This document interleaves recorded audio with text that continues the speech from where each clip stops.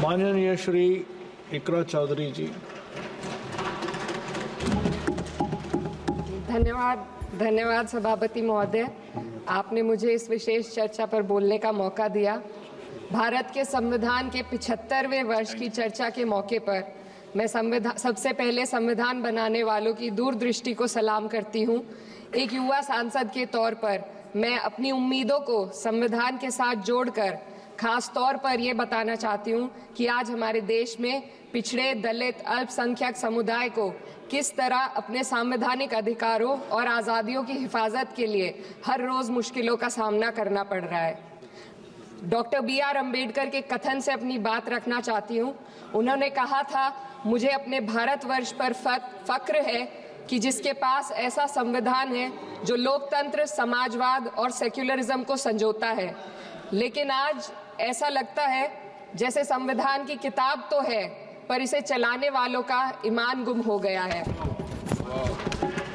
आज हिंदुस्तान में हर वर्ग को किसी न किसी चुनौती का सामना करना पड़ रहा है, मगर अल्पसंख्यक, खासतौर पर मुसलमानों पर जो कहर टूटा है वो किसी से छुपा नहीं है।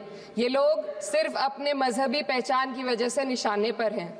संविधान का अनुच्छेद 15 कहता है कि किसी भी नागरिक के साथ धर्म, जाति या किसी और वजह से भेदभाव नहीं होना चाहिए, लेकिन हकीकत इसके उलट है।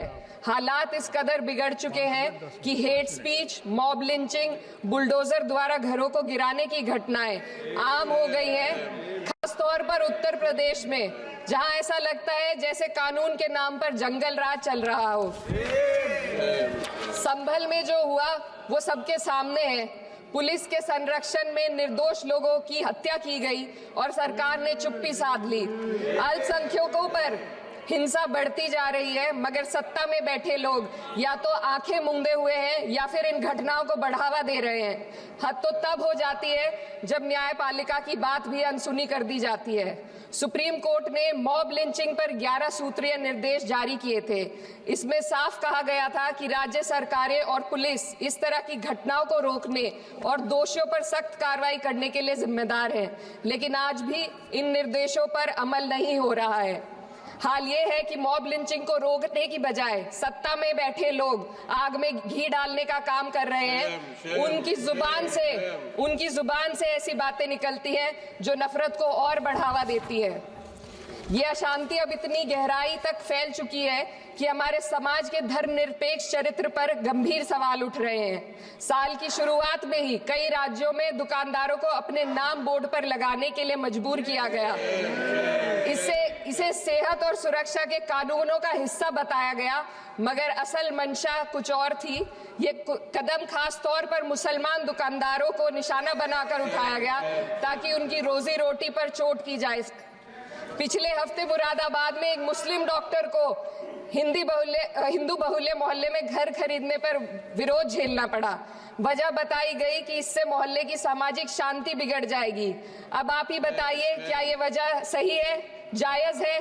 असल में ये छोटी बड़ी घटना इस बात का सबूत है कि सांप्रदायिकता को बढ़ावा देने वाले बयान और नीतियां हमारे समाज को अंदर से खोखला कर रही है। उत्तर प्रदेश में यति नरसिंहन ने बेहद घटिया बयान दिया, लेकिन सरकार इन बयानों पर कोई कार्रवाई नहीं कर रही। हेट स्पीच न केवल जनमानस के विचारों को प्रदूषित करती है, बल्कि इससे अब संवैधानिक पदों पर बैठे लोगों को भी प्रभावित कर दिया है। अभी हाल ही में माननीय उच्च न्यायालय इलाहाबाद के माननीय न्यायाधीश ने ऐसे बयान दिए जिसका संज्ञान खुद सुप्रीम कोर्ट को लेना पड़ा। संविधान के अनुच्छेद 29 और 30 ने अल्पसंख्यकों को उनके मजहबी और सांस्कृतिक हक दिए हैं ताकि वो अपनी पहचान को बचा सके और अपने संस्थान चला सके, लेकिन आज उन्हीं हकों पर हर तरफ से चोट की जा रही है। वक्फ जैसे बिल लाकर उनके धार्मिक अधिकारों को छीनने की कोशिश की जा रही है। आज अल्पसंख्यक समुदाय को संविधान द्वारा दिए गए अपने बुनियादी अधिकार पाने के लिए लंबी लड़ाई लड़नी पड़ रही है। ऐसे कई मामले अदालत ने न्याय देकर संविधान की रक्षा की है, लेकिन अदालती प्रक्रिया में जो समय लगता है उसकी वजह से देश के सामाजिक ताने बाने को भारी नुकसान उठाना पड़ता है। मिसाल के तौर पर इलाहाबाद हाई कोर्ट ने 2004 के मदरसा एक्ट को रद्द कर दिया था, जिससे मदरसों के संचालन पर सवाल उठे। हालांकि सुप्रीम कोर्ट ने बाद में इस फैसले को पलट दिया और एक्ट को वैध करार दिया, लेकिन इस प्रक्रिया में जो समय लगा उसने अल्पसंख्यकों को बेचैनी और संघर्ष के दौर में डाला है। इसी कड़ी में प्लेसेस ऑफ वर्शिप एक्ट 91 भी आता है और कई अन्य अधिकार, उन्हें भी इसी तरह अदालती लड़ाइयों में उलझाया जा रहा है। ये स्थिति न केवल अल्पसंख्यकों के अधिकारों की राह में रुकावट है, बल्कि justice delayed is justice denied जैसी कहावत को सिद्ध करती है। मैं इस सदन से दुनिया भर के अल्पसंख्यकों की आवाज उठाना चाहती हूँ, खास तौर पर हमारे पड़ोसी देश बांग्लादेश में अल्पसंख्यकों के साथ जो हो रहा है वे दिल को गहरे तक चोट पहुंचाने वाला है। उनकी जान माल की हत्या की जा रही है।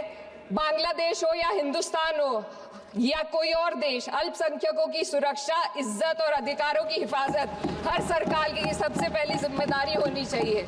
मैं इस सदन से अपने देश के अल्पसंख्यकों के साथ बांग्लादेश के पीड़ित अल्पसंख्यकों की आवाज को एक साथ उठाना चाहती हूँ। ये वक्त की पुकार है कि हम सब मिलकर ये सुनिश्चित करें कि किसी भी इंसान को उसकी पहचान या मजहब के कारण डरकर जीने पर मजबूर ना होना पड़े।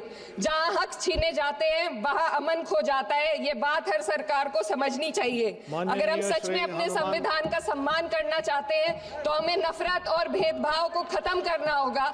हमें ये दिखाना होगा कि ये मुल्क हर वर्ग, हर जाति, हर धर्म और हर समुदाय का है, और जब तक ऐसा नहीं होगा तब तक संविधान की आत्मा सिसकती रहेगी। सर, अपनी बात को खत्म करते हुए मैं एक शेर अर्ज करना चाहती हूँ। ये दाग दाग उजाला, ये शब्द